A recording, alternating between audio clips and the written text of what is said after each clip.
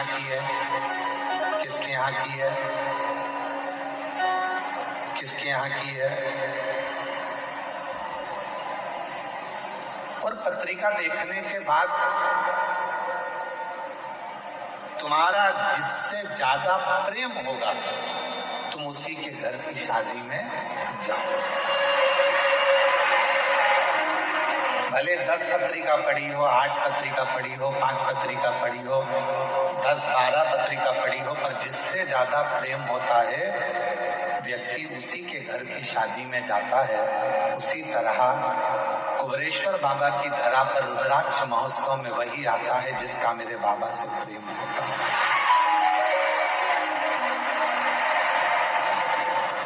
बाबा जिसको प्रेम कर लिया, आपने बाबा से स्नेह करा, आपने बाबा से प्रेम करा, पर बाबा भी तो आपसे प्रेम करे।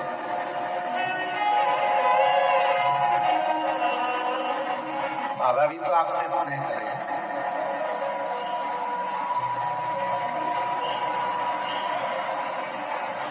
तो जितने ये लाखों की संख्या में जो शिव भक्त बैठे हैं, 1 पंडाल, 2 पंडाल, 3 पंडाल, 4 पंडाल, 5 पंडाल, पीछे के 3 पंडाल, जितने जितने पंडाल में आप लोग बैठे हुए हो, आप सब ध्यान रखना, आप बाबा को कितना चाहते हो ये नहीं मालूम, पर आपको देखकर ऐसा लगता है कि मेरा भोले बाबा आपको बहुत चाहता है, आपको बड़ा चाहता है।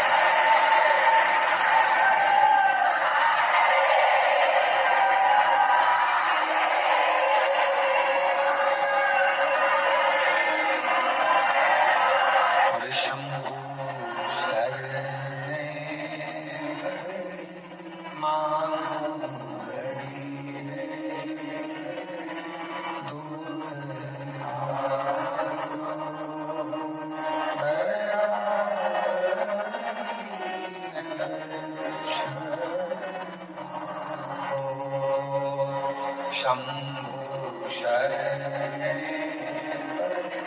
मांगड़ी दुख दया।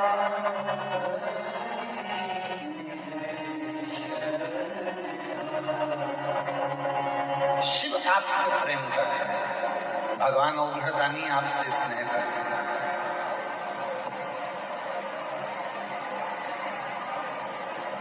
दक्ष प्रजापति के घर में 60 कन्याओं का जन्म हो चुका था।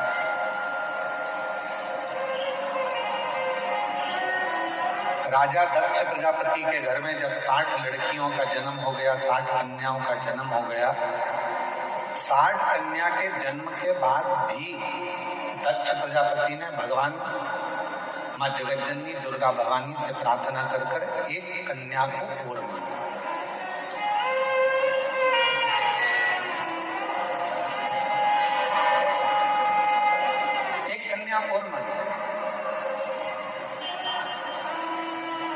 मां दुर्गा भवानी ने पूछा, हे दक्ष प्रजापति, तेरे घर में 60 लड़कियों का जन्म हो चुका है और तू एक लड़की और मांग रहा है, बेटी मांग रहा है।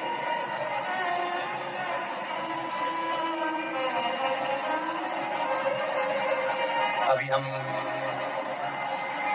कल डबरा की कथा पूरी करके फिर हम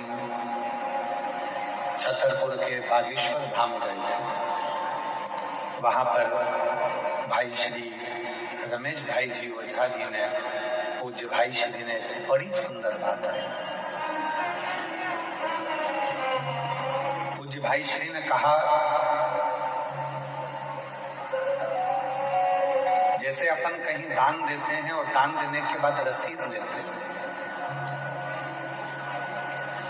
कहीं डोनेशन दिया तो डोनेशन के बाद हम जो रसीद लेते हैं उस रसीद को देखकर हम बड़े खुश होते हैं कि हमने दान किया, हमने पुण्य किया। तो पूज्य भाई श्री कह रहे थे, पूज्य भाई श्री रमेश भाई जी ओझा जी अपनी वाणी में कह रहे थे कि जैसे दान करने के बाद रसीद मिलती है, उस रसीद को देखकर अपन खुश होते हैं। यदि परमात्मा की कोई रसीद देखना हो तुमको, तो घर में जितनी बेटियां हैं उनका मुख देख लीजिए, वो परमात्मा के पुण्य की रसीद है।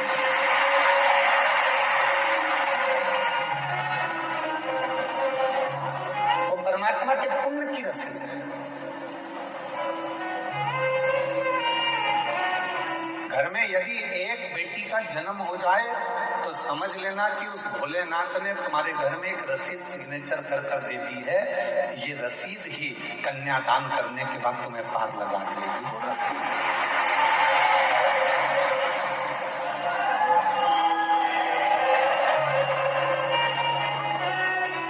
दक्ष प्रजापति के घर में 60 कन्याओं का जन्म हो गया। एक कन्या और मां जगत जननी दुर्गा भवानी से मांग रही है।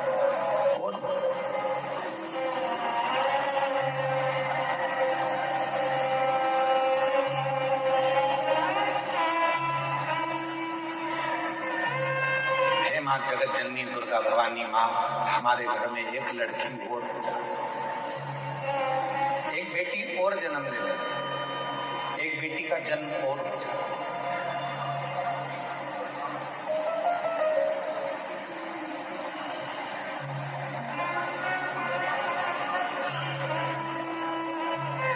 देवी जी ने पूछा, जगत जननी दुर्गा भवानी ने पूछा कि तुम्हारे घर में इतनी लड़कियां हैं,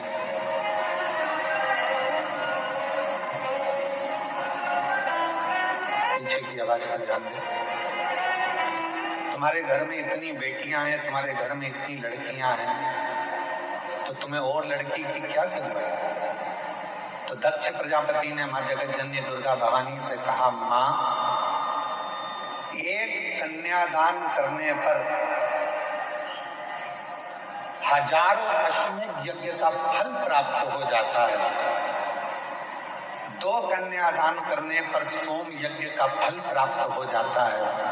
3 कन्यादान करने पर इंद्र का सिंहासन प्राप्त हो जाता है। 4 कन्यादान करने पर हमें सर्वोत्तम यज्ञ का फल प्राप्त हो जाता है। और जब हाथ से प्रति समय पर 1 कन्या का यदि कन्यादान होता है तो हमारा वैकुंठ में निवास हो जाता है। ये शिव, ये शिव।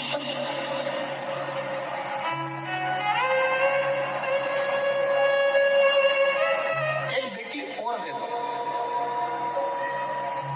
और दक्ष प्रजापति के घर में मां जगत जननी दुर्गा भवानी ने कहा कि बेटी ढूंढने के लिए कहाँ जाऊंगी या बेटी को खोजने के लिए कहाँ जाऊंगी, इसलिए मैं खुद तुम्हारे घर में, मां जगत जननी कहती है कि बेटी बनकर तेरे घर में आऊंगी, स्वयं तेरे घर में आऊंगी।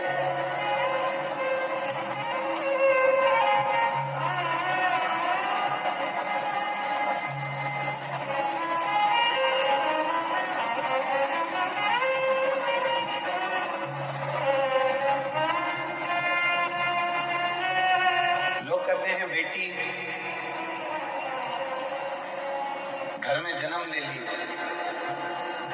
यहाँ हमारे जजमान परिवार में ठकराल परिवार बैठा हुआ है। तो ठकराल परिवार दिल्ली से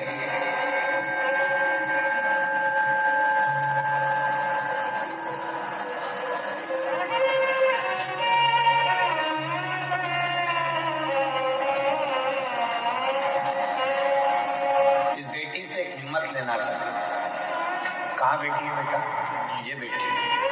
इस बेटी से हिम्मत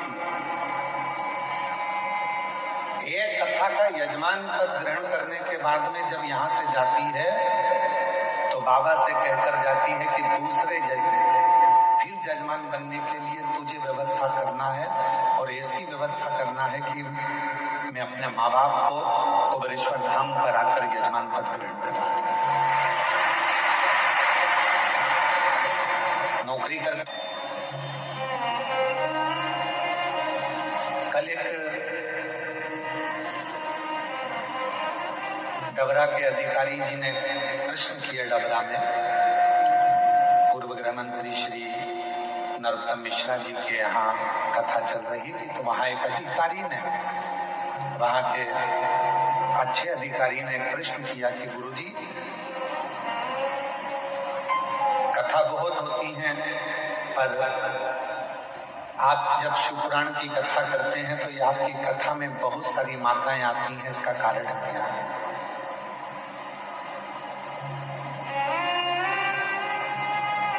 इसका कारण क्या है? हमने कहा इसका केवल एक कारण है, ये हमको सुनने के लिए नहीं आती। ये जब भी कथा के पंडाल में आती हैं तो ये सोचकर आती हैं कि मेरा भोले बाबा कुछ कहने वाला है, शंकर जी कुछ कहने वाले हैं, और शिव जी उस कथा को कहेंगे और मैं उस कथा को सुनूंगी, और जो वाणी निकलेगी वो मेरे लिए कल्याणप्रद होगी, वो मेरे लिए।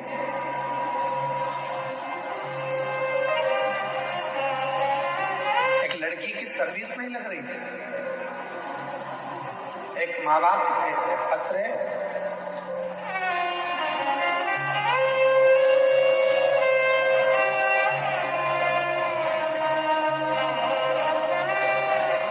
मेरा नाम शंकर महादेव, बावटीकर, मोबाइल नंबर ये है, मलकापुर, जिला बुल्ढाना, महाराष्ट्र से आए। कहीं बैठे हो तो हाथ हिला सकते हैं। आप ही हैं बाबा जी? मैं आपको नमन करता हूँ। ये वो पिता है, बेटी ने हिम्मत हार दी थी कि पापा मेरी कहीं जॉब नहीं लग रही है, मैं इतनी पढ़ गई फिर भी मेरी सर्विस नहीं लग रही है, कोई मुझे गवर्नमेंट जॉब नहीं मिल रही है। पिता ने अपनी बेटी से कहा कि वो सीहोर वाला बाबा कहता है कि मेहनत को 4 गुना कर, रात दिन एक कर दे, फिर एग्जाम दे। और बाप ने संकल्प लिया था कि मेरी बेटी की जैसी नौकरी लग जाएगी, जहां भी शिव पुराण की कथा होगी पैदल जाऊंगा। यवतमाल महाराष्ट्र से जैसे ही बेटी की सरकारी नौकरी लगी और वो बाप पैदल चलकर यवतमाल महाराष्ट्र से यहाँ पहुंचा है। आओ बाबा जी, आ जाओ, अजय।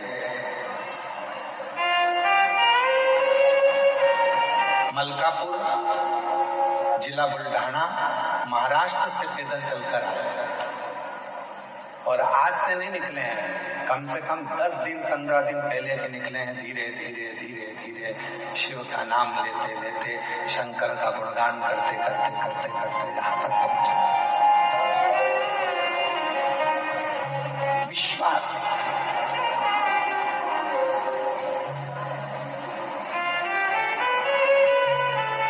किसको सुनने के लिए आए? आप सीहोर वाले बाबा को तो टीवी पर भी सुन लेते हैं, सीहोर वाले महाराज को तो, और सीहोर वाला महाराज तो आपसे मिलता तक नहीं है।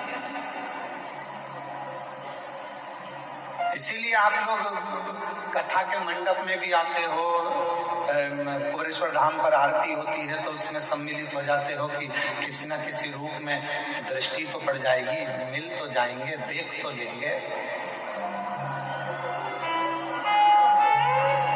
दया की ना होती जो आदत तुम्हारी, तो सुनी ही रहती अदालत तुम्हारी। जो गरीबों के दिल में दया तुम ना पाते, तो किस दिल में होती इबादत तुम्हारी। ये तो उसकी कृपा है, ये उसकी करुणा है, ये उसकी दया है।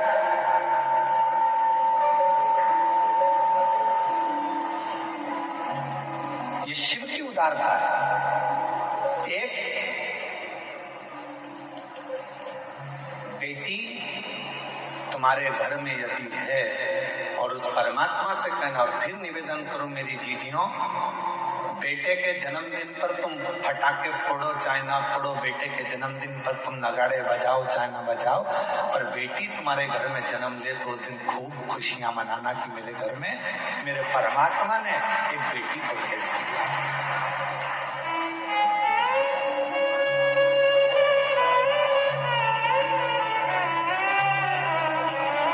आज की बेटियां कोई साधारण नहीं है।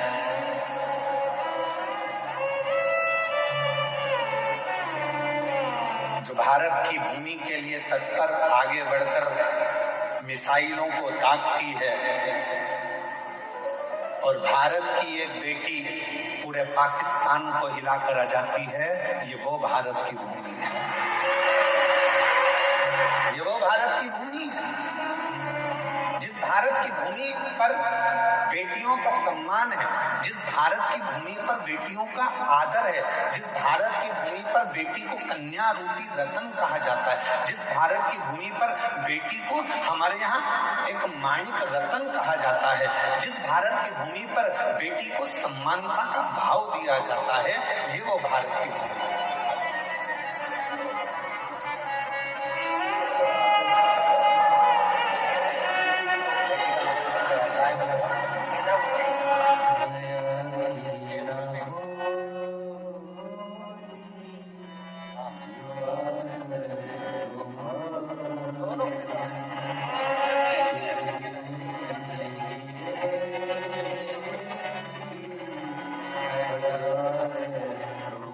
के लिए जोरदार ताली बजाओ। बेटी का जॉब लगा तो यवतमाल महाराष्ट्र से पैदल चलता चलते उगरेश्वर धाम।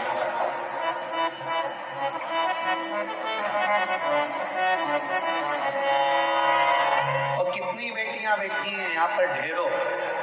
जितनी बुजुर्ग माँ है वो भी किसी ना किसी की बेटी हैं, जो युवान माताएं बैठी हैं वो भी बेटी हैं, और जो मेरी छोटी छोटी कन्या बेटी हैं वो भी बेटी हैं। कितनी बेटी है?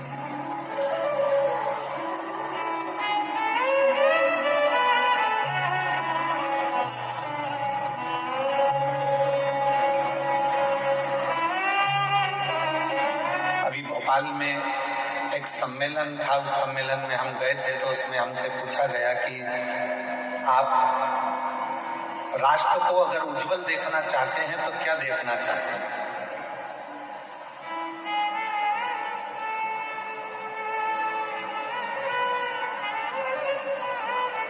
एक कार्यक्रम था, उसमें हमसे पूछा राष्ट्र को आप उज्जवल देखना चाहते हैं तो क्या देखना चाहते हैं? तो हमने कहा हम ये देखना चाहते हैं, अभी तक नारा था बेटी पढ़ाओ बेटी बढ़ाओ, हमसे कोई पूछे तो हम भी एक नारा देना चाहते हैं, बहू पढ़ाओ और देश बचाओ। कोई हमसे पूछे तो एक नारा हम भी देंगे कि जैसे तुम बेटी को पढ़ा रहे हो, जैसे बेटी के लिए तुम अपनी जान दे रहे हो, वैसे बहू को भी अपने घर में आने के बाद उसकी इच्छा पूछो, बेटा पढ़ना है, आगे बढ़ना है, तुझे कुछ करना है। जैसे बेटी के लिए हम तत्पर हैं, वैसे बहू के लिए भी तत्पर। बहू के लिए, वो भी तो बेटी है हमारी। एक सुंदर चरित्र है अशोक सुंदरी का। अशोक सुंदरी जी की उम्र थी 9 वर्ष। भगवान शंकर मां पार्वती की सुपुत्री अशोक सुंदरी 9 वर्ष की थी। काशी में भ्रमण कर रही थी, क्योंकि काशी उनको प्रिय था।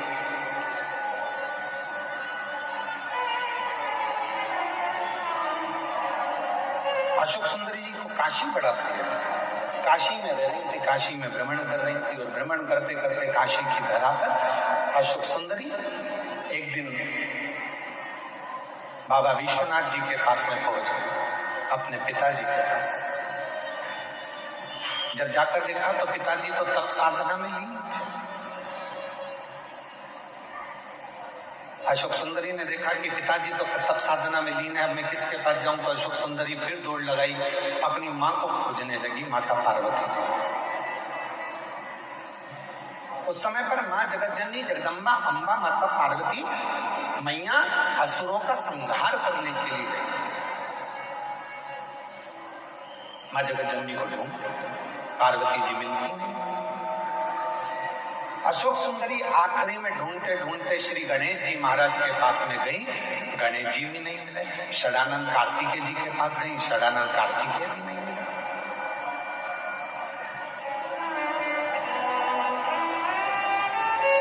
बहुत ढूंढा।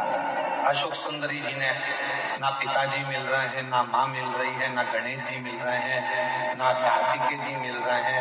आखिरी में अशोक सुंदरी एक स्थान पर एक वृक्ष के नीचे बैठ गए, मुंह। और जो बात हमने आपसे पहले भी कही, आज फिर कहते हैं, जब तुम्हारे मन में अशांति उत्पन्न हो, जब तुम्हारे मन के अंदर बहुत ज्यादा टेंशन हो, अशांति हो, चिंता हो, डिप्रेशन हो, कहीं मत जाओ, एक किसी वृक्ष के नीचे कुछ देर के लिए। ये प्रकृति ने जो हमको वृक्ष दिए हैं, ये हमारे डिप्रेशन को, हमारी अशांति को शांत करने के लिए। किसी वृक्ष के नीचे 10 मिनट के लिए मौन होकर बैठ जाओ और बाबा के ओम नाद का स्मरण करो। ओम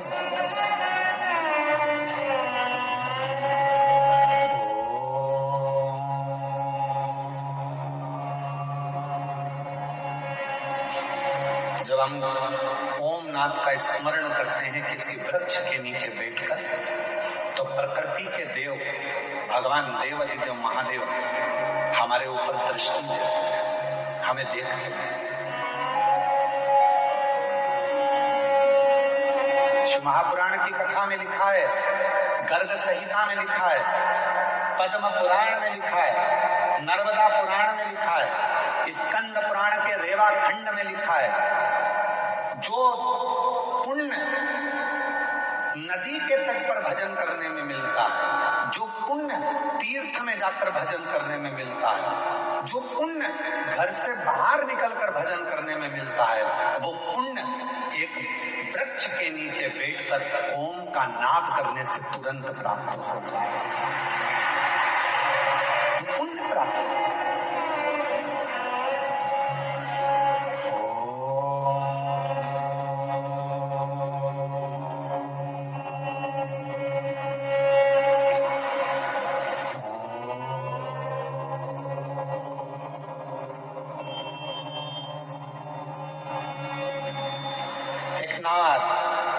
शिव से मिलने का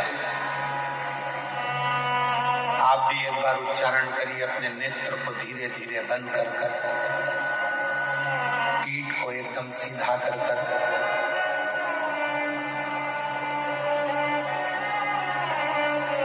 दोनों भुकुटियों का स्मरण मध्य बिंदु में कर कर इस ओम को लंबी गूंज के साथ अपने मुख से उच्चारण करें।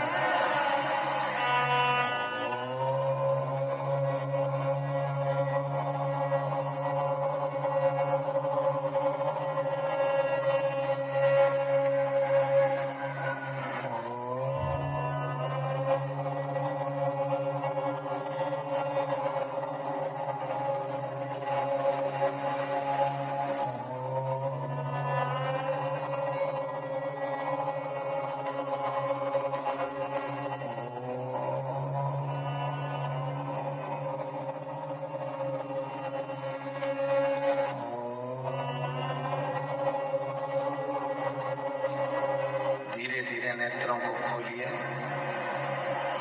स्मरण करिए देवाधिदेव महादेव के किसी वृक्ष के नीचे बैठकर शिव हमको देख रहे हैं और हम उस शिव को महसूस कर रहे हैं। ऐसा लग रहा है कि हमारे पास में हमारा देवाधिदेव महादेव कुबेर भंडारी स्वयं आकर खड़ा हुआ है।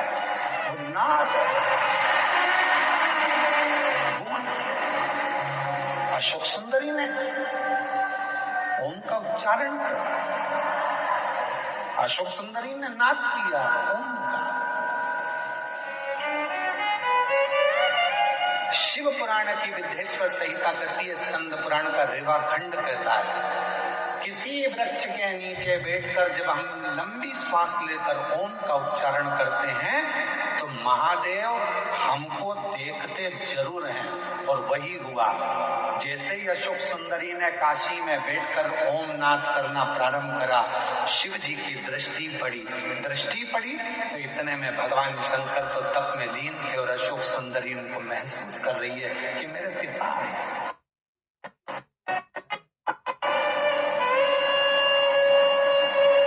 अशोक सुंदरी ने, पिताजी बहुत प्यास लग रही है, पापा बहुत प्यास लग रही है, बाबुल बहुत प्यास लग रही है। जिंदगी में यदि किसी बाप बेटी का प्रेम देखना है, जीवन में किसी पिता और पुत्री का प्रेम देखना है, तो दो जगह पर देखिएगा। एक देखिए देवादिदेव महादेव और अशोक सुंदरी का प्रेम, और दूसरा देखिए नरसिंह मेहता और नानी बाई का प्रेम।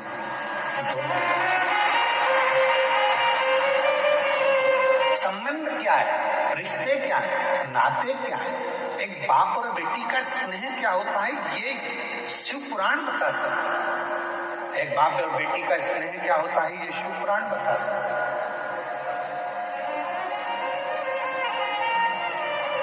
पिताजी मुझे बहुत प्यास लग रही है, बहुत प्यास लग रही है।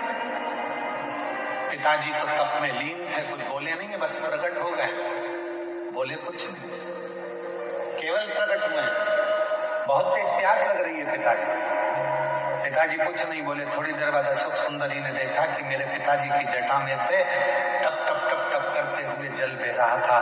अशोक सुंदरी को लगा कि गंगा मैया सिर पे है तो वो पानी बहा रही है, मैं क्यों ना इस जल को पी लूं। और तुरंत अशोक सुंदरी ने पिताजी के कंधे पर जाकर लिपट गई, और लिपट कर अशोक सुंदरी ने अपने मुख को ऊंचा करा और शिव जी की जटा से, भगवान शंकर की जटा से जो बूंद बूंद जल टपक रहा था, उसको अशोक सुंदरी ने पीना प्रारंभ कर दिया।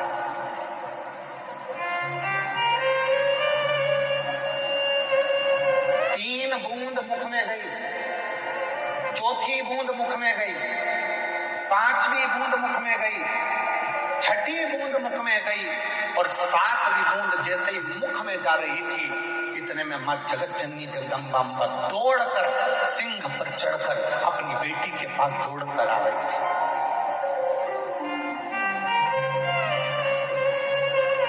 जगत जननी जगदम्बा अम्बा दौड़कर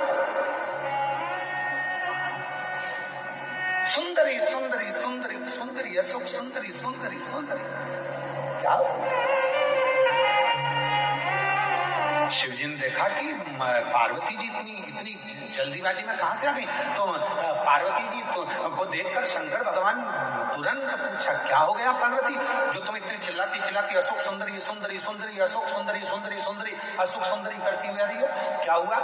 अरे वो अशोक सुंदरी तुम्हारे पीछे बैठी है, उसको प्यास लग रही थी, पानी नहीं मिला, तो वो तुम्हारे शीश से जो बूंद बूंद जल टपक रहा है ना, उसको पी रही है।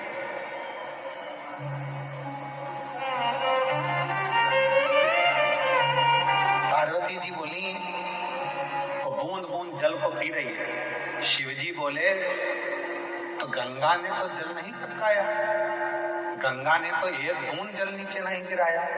पार्वती ने पूछा, वही तो मैं बोल रही हूँ कि गंगा तो आपकी जटा में बंद पड़ी हुई है, वो बूंद बूंद जल जो टपक रहा है वो जल नहीं है, तुम्हारे गले में जो बासुकी नाग पड़ा हुआ है, उस नाग का जहर वो उगल रहा था, वो उगला हुआ जहर मेरी बेटी के कंठ में जा रहा था।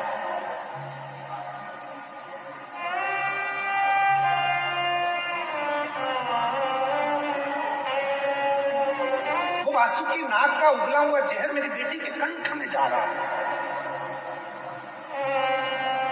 इसलिए मैं अपनी बेटी को बचाने आई। शंकर भगवान बहुत तेज मुस्कुराए, हंस दिए। शिवजी ने कहा, पार्वती तुम मुझे जान नहीं पाई। सुन लेना दुनिया के लोगों,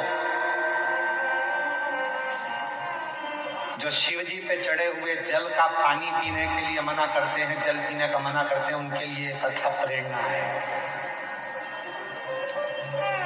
लोग कहते हैं शिव जी पे चढ़ा हुआ जल नहीं पीना चाहिए, वो कथा को ध्यान से सुनना। रुद्राक्ष महोत्सव 2026 के प्रथम दिवस की कथा को अपने चित्त में बिठाना। शिव जी हंसे, पार्वती से कहा, पार्वती तू मुझे अभी तक समझ नहीं पाई है। पार्वती ने पूछा, क्यों, तूने क्या कहा। मेरे जटा से बाल में से पानी टपक रहा था और अशोक सुंदरी पी रही थी, और वासुकी नाग ने जहर उगला था, वो जहर अशोक सुंदरी के मुख में चला गया था। अरे पार्वती तो मुझे समझ नहीं पाई है। पार्वती अगर जहर भी मुझ पर चढ़ जाता है तो तो वो भी अमृत बन जाता है। तो कब समझेंगे?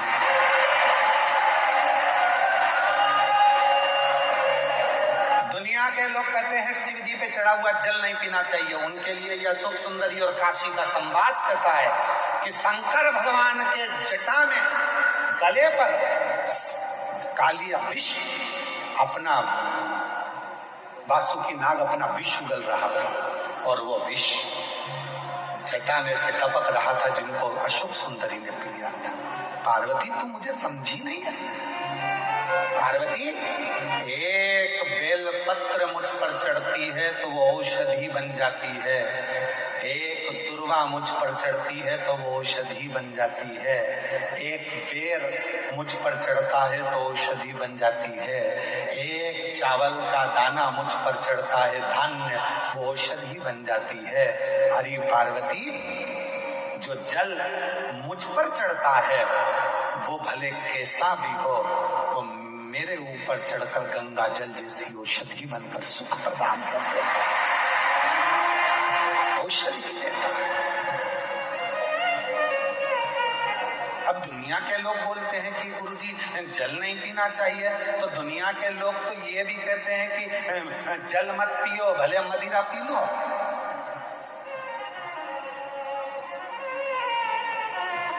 दुनिया के लोग तो बड़े बड़े अच्छे अच्छे हीरो भी गुटखे का प्रचार कर रहे हैं, खा लो गुटखा। दुनिया के लोग तो गलत गलत प्रचार कर रहे हैं, कर लो गलत काम। नहीं,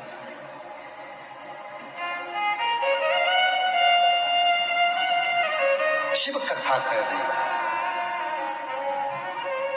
भगवान देवरी ने महादेव पर, हम तो यहां तक कहेंगे, डबरा की कथा में कहा था, आज फिर कह रहे हैं, 3 दिवसीय डबरा की कथा में कहा था, यदि तुम्हारे पास में देने के लिए शिव जी के कुछ भी नहीं है, कुछ भी तुम्हारे पास में नहीं है मेरी जीजियों, मेरे जीजाओं, मेरी बेटियों, मेरे बेटाओं, क्योंकि भगवान शंकर प्रकृति के देवता हैं। शिव जी को ना तुम्हारा धन चाहिए, ना वैभव चाहिए, ना दौलत चाहिए, ना तुम्हारी सत्ता चाहिए। शंकर भगवान को देने के लिए कुछ भी नहीं है, तो बस उसको दर्शन कर लो, नेत्रों से निहार लो, उस शिवलिंग का दर्शन करो, वो तुमको सुख देगा, सुख देगा।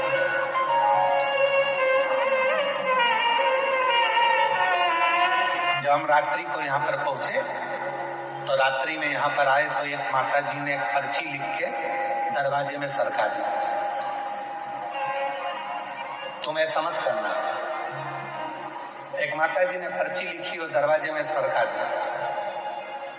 हमने आशीष से बोला कि पर्ची उठाना जरा।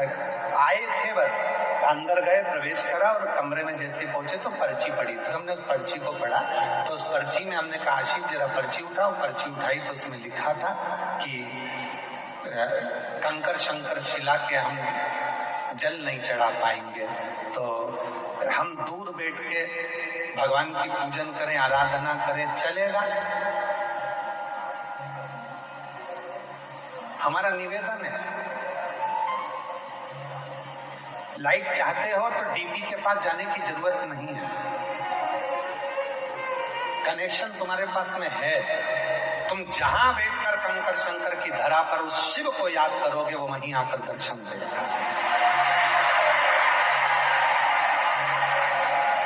जहां तुम बैठे हो, जहां तुम हो, शिव महापुराण की कथा केवल एक ऐसी कथा है कि सीहोर वाला बाबा तो दिखता ही नहीं है, सीहोर वाला महाराज नजर भी नहीं आता, लोग कहाँ कहाँ बैठे हुए हैं, उनको दिखेगा नहीं। आएंगे, कथा सुनेंगे, बाबा को प्रणाम करेंगे, कंकर शंकर पूजन करेंगे, दिल से प्रार्थना करेंगे और बाबा उन पर कृपा कर देता। एक पत्र है एक बेटी का, आज सारे पत्र बेटियों के ही। एक वकील बेटी का पत्र है, वकील है,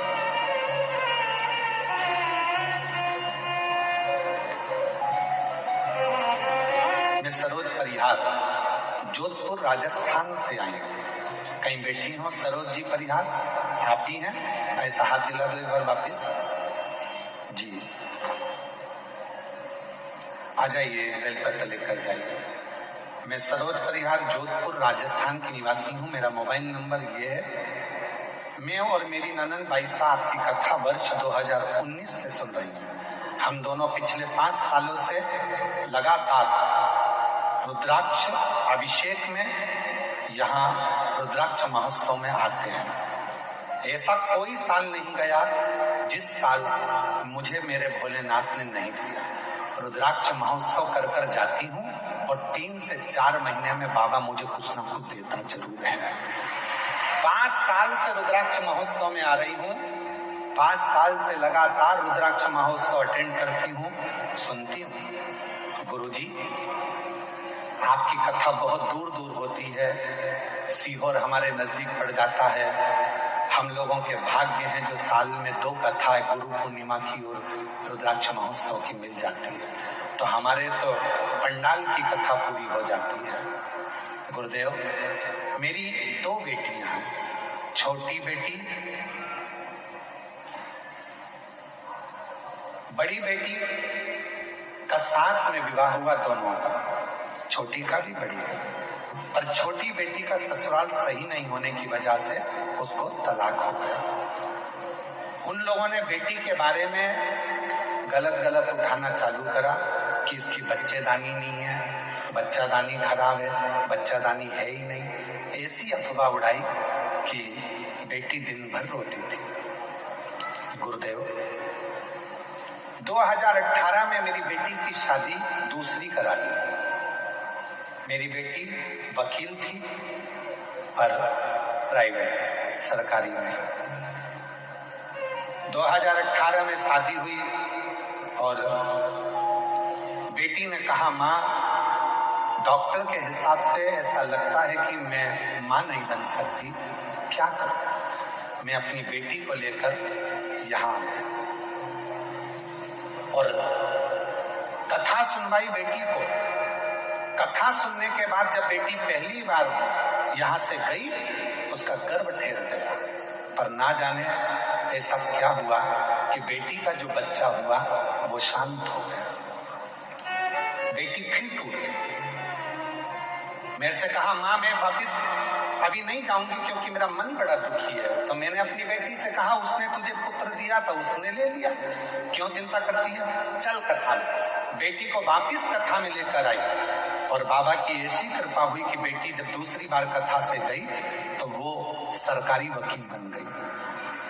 सरकारी वकील बन गई। तीसरी बार फिर कथा में आई तो उसका खुद का मकान बन गया और बाबा की ऐसी कृपा हुई, तीसरी बार कथा में आई तो बाबा की कृपा से उसका वापिस बाबा ने पुत्र दे दिया। ये शिव की। गुरुदेव, दुनिया के लोग इतना ताना देते थे कि दुनिया के लोगों का मुंह बंद कर दिया मेरे भोले बाबा। दुनिया के लोगों का मुंह बंद कर दिया। शिव कथा करती है।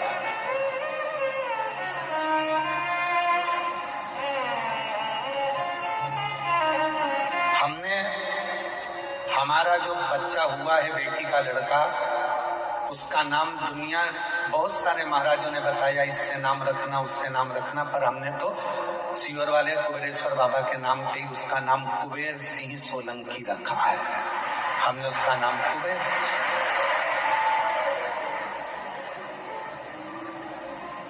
इसमें एक लाइन माता ने लिखी कि मेरी बेटी इतनी टूट गई थी, वकील होकर इतनी टूट गई थी कि वो अपने शरीर को नहीं रखना चाहती थी, इतनी टूट गई। हिम्मत दी शिव ने, सीहोर वाले महाराज ने नहीं। और फिर निवेदन है, तुम सीहोर वाले महाराज के चक्कर में पड़ना भी मत, बिल्कुल भी। तुम चक्कर में पड़ना वो कुबेरेश्वर बाबा के, तुम चक्कर में पड़ना वो काल अधिपति महाकाल के, तुम चक्कर में पड़ना वो विश्वनाथ, हमारे यहाँ। तुम्हारे चक्कर में हम बाहर नहीं निकल पाते हैं। कहा सोमानी जी, सही है कि तुम सबके चक्कर में हम बाहर नहीं निकल पाते। कभी मन भी करता है कि इतना बड़ा मेला लगा हुआ है, इतनी बड़ी मेला चल रहा है, चलो थोड़ी देर भोजनशाला चलकर देख लें, सबसे मिल लें। वो मिलना तो गया, तुम्हारी भोजन की थाली रख रख के तुम सब वहां इकट्ठे हो जाते हो, और हमको डर लगने लगता है कि कहीं तुमको तकलीफ ना हो। तो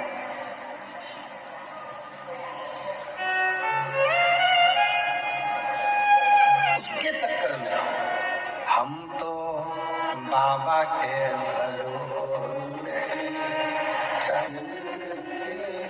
और देखो, हम हमेशा एक ही बात कहते हैं कि सीवर वाले बाबा से, सीवर वाले महाराज से मतलब मत रखो। इसीलिए कहते हैं क्या, हमको भी तो कहीं निकलने दो, घूमने दो, फिरने दो। पर जितना जितना मना करते हैं तुम उतने उतने बिगड़ी औलाद हो। तुम्हें जितना मना करो तुम सुधरते ही नहीं, फिर पीछा पकड़ लेते हो।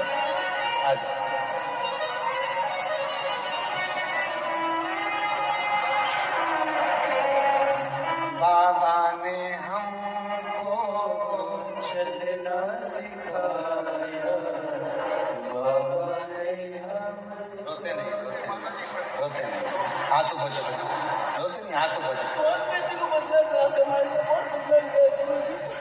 आंसू बचो, पहले आंसू बचो। अच्छा कुछ होकर जा, बाबा ने सब सुन लिया ना, सब देख लिया, क्या सोच रहे हैं ये बेटे।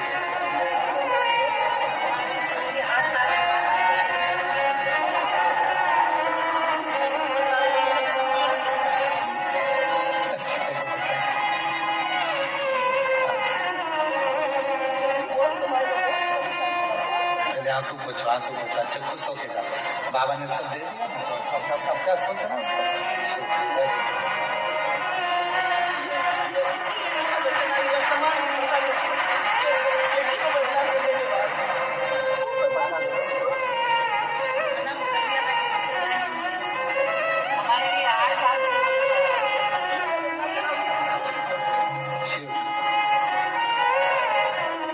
जी कह रही हैं कि बेटी को ऐसा कह दिया था कि बच्चेदानी नहीं, बच्चेदानी नहीं, तो पूरी समाज में बात फैल गई, उससे कोई शादी ना करे। आखिरी में उसने सोच लिया था कि शरीर नहीं रखूंगा। तब वो बहन अपनी बेटी को लेकर एक रुद्राक्ष उत्सव में यहाँ आ गई। बेटी कथा सुनी, बेटी की शादी हो चुकी थी, वहां पर भी उसको सम्मान नहीं मिल पा रहा था कि संतान ने बाबा ने दे।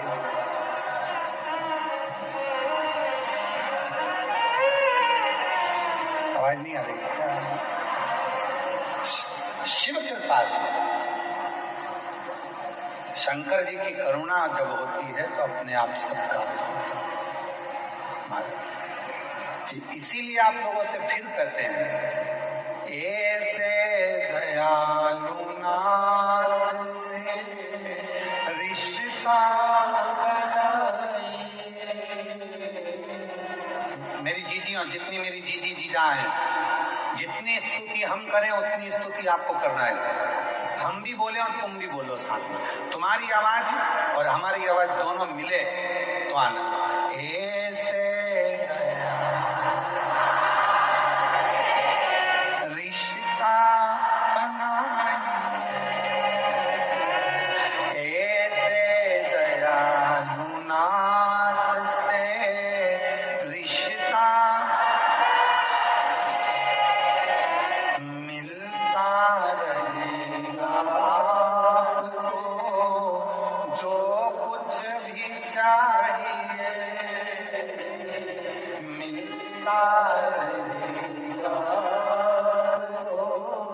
जो कुछ भी चाहिए, ऐसी विश्वा होगा जो होगा कभी नहीं, ऐसा करिश्मा होगा जो होगा कभी। मांगा है भोलेनाथ से वरदान दे, मांगा है भोलेनाथ से वरदान दे। तेरी दया बनी रहे जब तक है जिंदगी,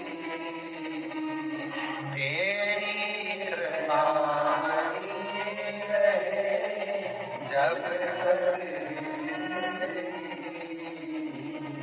मांगा है भोलेनाथ से वरदान, मांगा है भोलेनाथ से वरदान, उसकी कृपा, उससे संबंध, वो नाता, वो रिश्ता, वो तुम्हारा हो जाए।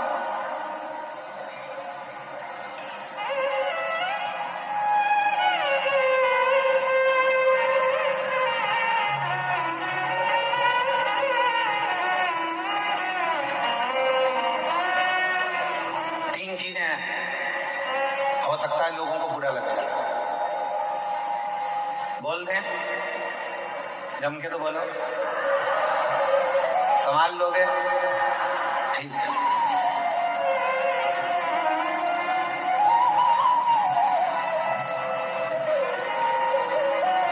वो कुत्ता किसी काम का नहीं जिसको पालो और अपने को ही काट लो। यार पूरा सुनो, अभी अभी नहीं बजाना अपने को, धर लो। वो कुत्ता किसी काम का नहीं जिसको पालो वो ही काट ले। वो पैसा किसी काम का नहीं जिसको कमाओ और हमको ही बिगाड़ दे। और वो संबंध किसी काम का नहीं जो वक्त पड़ने पर हमको ही निपटाने का सोच ले। वो रिश्ते, वो नाते, वो संबंध, वो हमारे अपने रिश्ते जिनको चाहिए कि हमको उन्नति की सीढ़ी पर चढ़ाए, वही हमको खाने को जोड़ तोड़ जाए, तो वो रिश्ते किस काम के, वो संबंध किस काम के।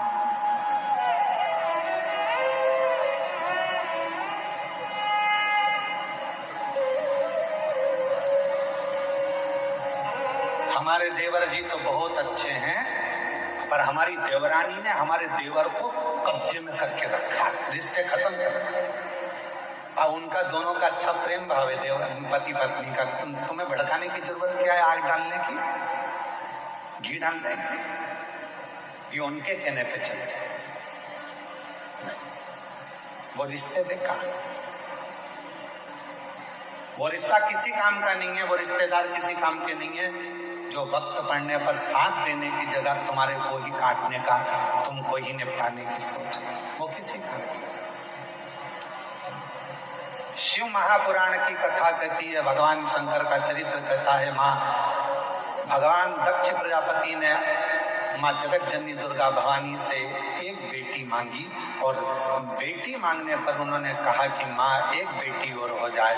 माँ जगत जननी ने मना कर दिया कि तुम्हारे घर में पहले से 60 लड़कियों ने जन्म ले लिया, फिर एक बेटी और क्यों चाहिए। तो कहा कन्या दान करने में जो सुख है वो सुख कहीं, सुख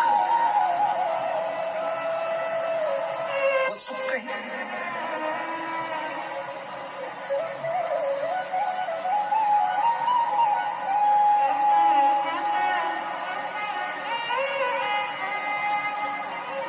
जगत जननी जगदम्बा अम्मा ने कहा कि मैं स्वयं तुम्हारे घर में बेटी बनकर चली आई। माँ जगत जननी दुर्गा भवानी खुद बेटी बनकर आई और प्रसूति के गर्भ से एक कन्या ने जन्म लिया जिसका नाम सती हुआ। माता सती बाल्य अवस्था से, जब माता सती का जन्म हुआ था, जब गोदी में माता सती जी थी, प्रसूति की गोद में माता सती थी, बाल्यावस्था में माँ सती माता की गोद में जब अटखेलियां कर रही थी, दक्ष प्रजापति ने सती के जन्म उत्सव को मनाया, सारे देवताओं को बुलाया, सबको निमंत्रण दिया। शिव जी के पास में भी निमंत्रण गया, शंकर जी के पास।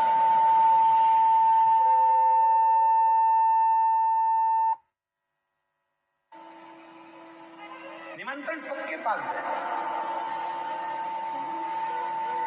सती मैया का जन्म हुआ है, सारे देवता सब माता सती का दर्शन करने के लिए सब आए।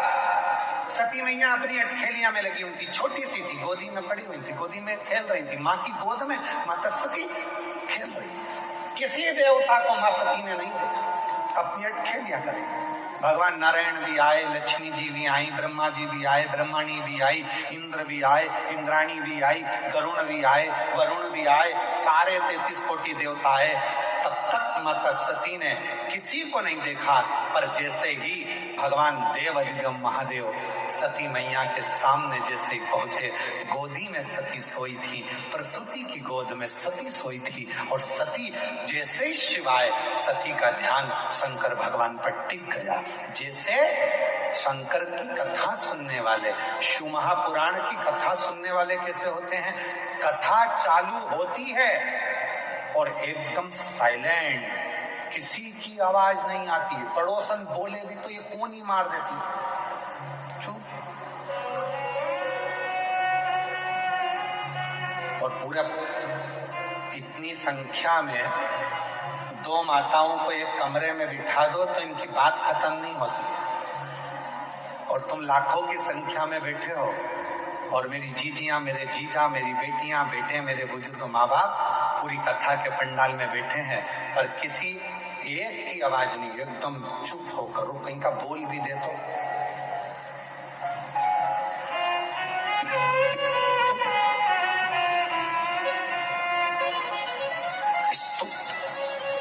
जैसे सती मैया भगवान देव अधिदेव महादेव को देखकर एकदम स्तुप्त हो गए। कुछ नहीं कर रही, ना पांव हिलाए, ना हाथ हिलाए, शिव को देख रही है, केवल शिव।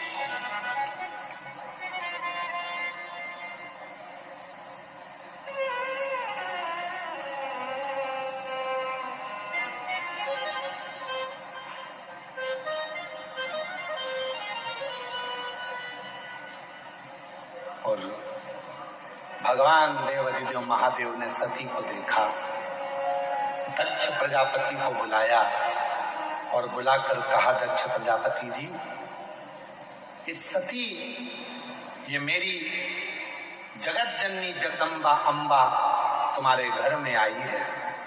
सती तुम्हारे घर में प्रकट हुई है, इसका आदर करना, सम्मान करना, सत्कार करना।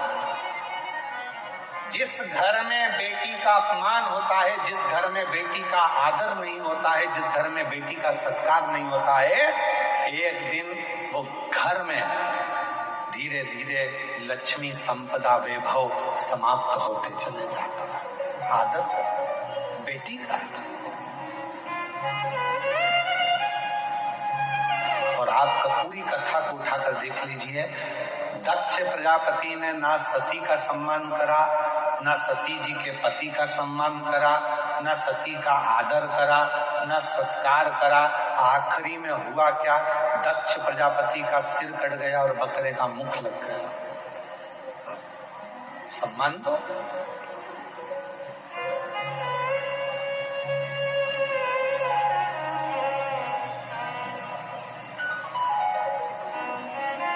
एक हमारे यहाँ पुरानी कहावत है, बहन बेटी आती है, अभी अभी तो भगवान ने सबको संपदा दी है, धन दिया है, तो लोग साड़ी दे देते हैं। पहले कहते थे बहन बेटी आई, ब्लाउज का टुकड़ा दे दो। क्या दे दो? अरे जम के तो बोलो, ब्लाउज का टुकड़ा। ऐसा घड़ी बना हुआ रहता था ऐसा, और 60, 70, 80 रुपए में मिल जाता था। ऐसा अच्छा बढ़िया पन्नी में धरा है। तो माता इतनी चतुर होती थी, उसमें टिकी का पत्ता रख के और 2 चूड़ी रख के और ऐसा उसको बढ़िया जमा जमू के और उसको बहन बेटी को दे देती, ब्लाउज का टुकड़ा देते। क्यों? दक्ष प्रजापति अपने राजसभा में, अपनी सभा के अंदर सती को एक जमीन का टुकड़ा नहीं दिया था बैठने के लिए, तो वो दक्ष प्रजापति का घर भी गया और शीश भी गया। अगर वो एक टुकड़ा दे देते तो दक्ष प्रजापति का ना शीश कटता, ना दक्ष प्रजापति का घर जाता। इसलिए बहन बेटी को एक टुकड़ा ब्लाउज का देकर बहन बेटी का आशीर्वाद प्राप्त कर लिया जाता है, जिससे घर अच्छा है। एक टुकड़ा बहुत। 2 शब्द हैं जरा ध्यान से सुनिएगा, एक होता है चरण में रहना और एक होता है शरण में रहना। दो शब्द हैं, एक है चरण में रहना और एक है शरण में रहना। मंदिर में जाते हो, तुम्हारे घर के मंदिर में भगवान को दिया लगाते हो, पूजन करते हो, अगरबत्ती लगाते हो, धूपबत्ती लगाते हो, प्रणाम करते हो, मतलब तुम भगवान के चरण में हो। कहां पर हो? जम के बोलो जरा, चरण। इसको कहते हैं चरण में रहना। अब शरण में रहना किसको कहते हैं? मंदिर में जाकर प्रणाम कर कर, दिया लगाकर, बत्ती लगाकर, अगरबत्ती लगाकर, नमन कर कर, दिया बत्ती नीवी करी, बस भगवान के मंदिर के सामने चले गए और भगवान के मंदिर के सामने जाकर फिर तुम अपनी नौकरी पे, अपनी सर्विस में, अपनी दुकान पर, अपने व्यापार में तुम चले गए। मतलब दिन भर जब तक दूसरे दिन तक तुम भगवान के सामने नहीं पहुंचते, तब तक भगवान की शरण में तुम बने हुए हो। कहीं पर भी चले, कहीं पर। हमारा एक नियम है, हम जब भी कहीं कथा करने के लिए जाते हैं तो यहाँ बाबा के साष्टांग दंडवत करके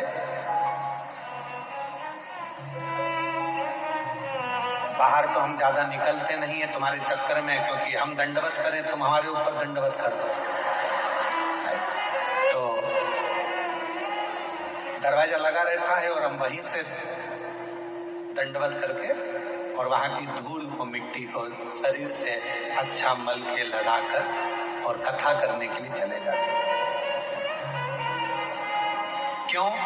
कि बाबा हम जब यहां से जाएं, जब तक आए तेरी शरण में रहे। और आप तो किस्मत वाले हो, चरण में भी तुम हो और शरण में भी तुम हो, दोनों तुम हो। आज बाबा के चरणों में भी बैठे हो और शरण में भी बैठे। ये शिव की बात, ये शंकर की बात।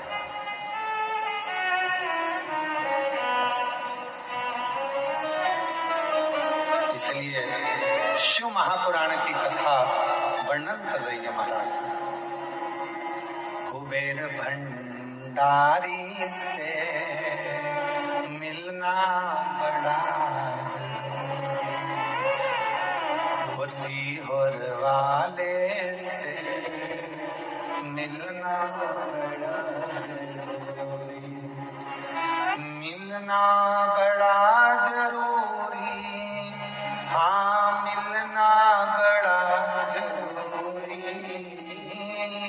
मिलना बड़ा जरूरी, ओ मिलना बड़ा जरूरी। कुबेर भंडारी से मिलना बड़ा जरूरी, ओ काशी वाले से मिलना बड़ा जरूरी, ओ काशी वाले से मिलना बड़ा जरूरी, ओ काशी वाले से मिलना बड़ा जरूरी, मिलना बड़ा जरूरी, ओ मिलना बड़ा जरूरी, मिलना बड़ा जरूरी, ओ मिलना बड़ा जरूरी, ओ सीहोर वाले से मिलना